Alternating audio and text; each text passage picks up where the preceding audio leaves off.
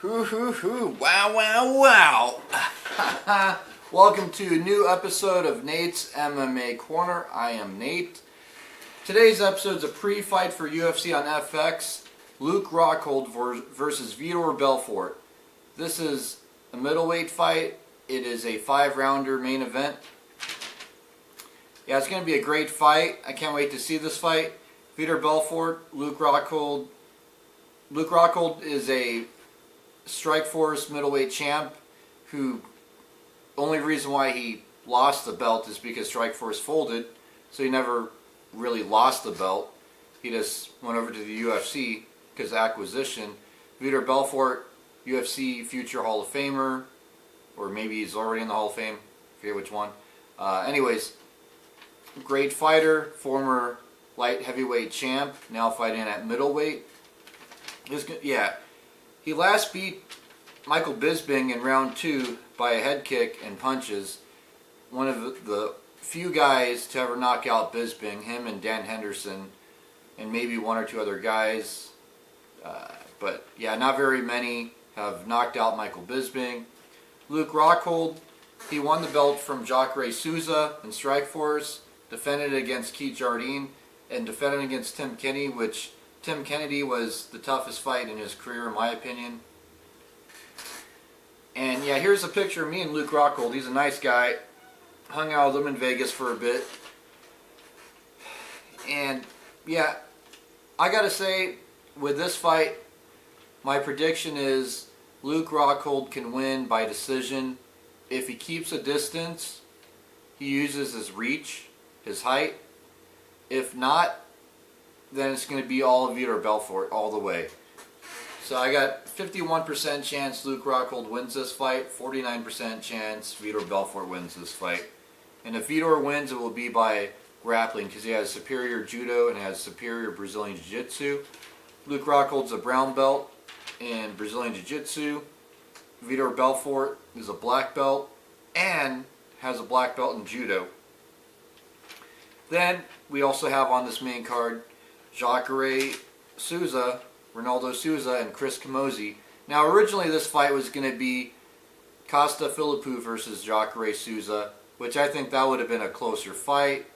That fight could have gone the distance, could have gone either way. But now it's Chris Camozzi versus Souza.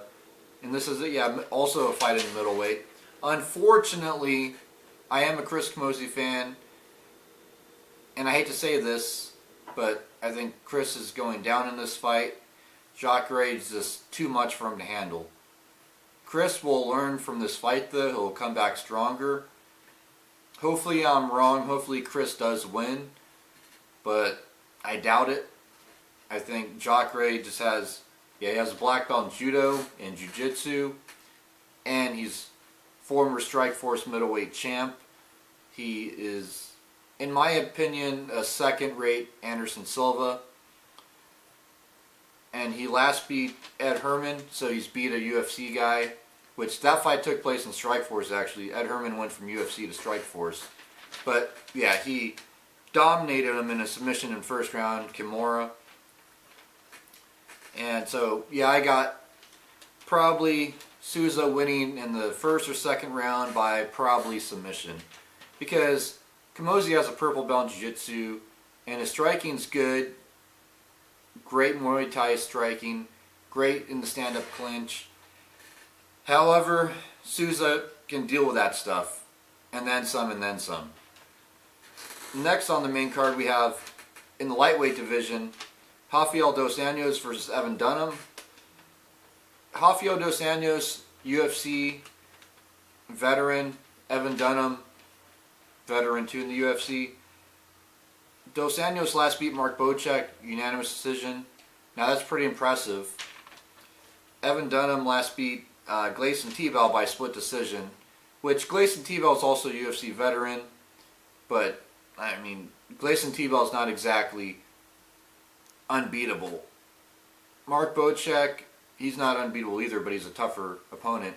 So I got Rafael dos Anjos probably winning this. Plus, this, keep in mind this fight card is taking place in Brazil.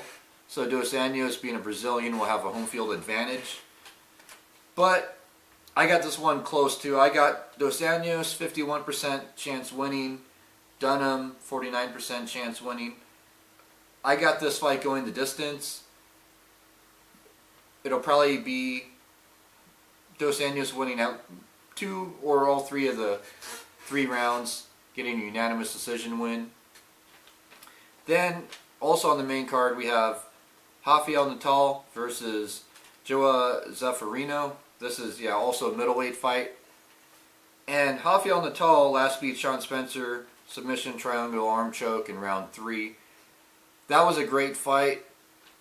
And yeah, Natal, I've seen a lot of his fights.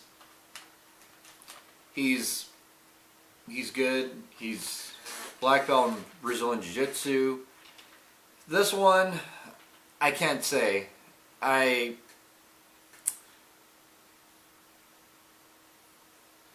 This one could be a sleeper. This one could get fight of the night. I'll just say Natal just because, he's fought tougher competition. That's pretty much it. So that wraps up the main card of UFC on FX. Then we have a featherweight honorable mention on the prelims. We have a featherweight fight, Hakron Diaz and Nick Lentz. That will be a good fight. Hakron Diaz is great. Nick Lentz is also great. Nick Lentz coming off a very amazing win against Diego Nunes by unanimous decision. So I'm hoping Nick Lentz can pull this one out. But Hakron Diaz, don't count him out either. I think Nick Lentz could win this by probably using his wrestling. Nick Lentz has great wrestling. He trained at Minnesota Martial Arts Academy, as well as some other great camps. If Nick Lentz can use his wrestling, stay away from submission attempts, get side control, pound it out, a good mount, a good strong mount, it could be a long night for Hakron Diaz and a good night for Nick Lentz. So that wraps up this episode of Nate's MMA Corner. The next episode will be a post-fight for this fight card, post-fight for UFC on FX. Luke Rockhold, Vitor Belfort.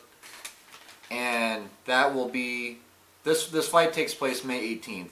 So shortly after this fight on May 18th, look to see a new episode of Nate's MMA Corner, post-fight for this, UFC on FX, Vitor Belfort, Luke Rockhold. Until then, see ya.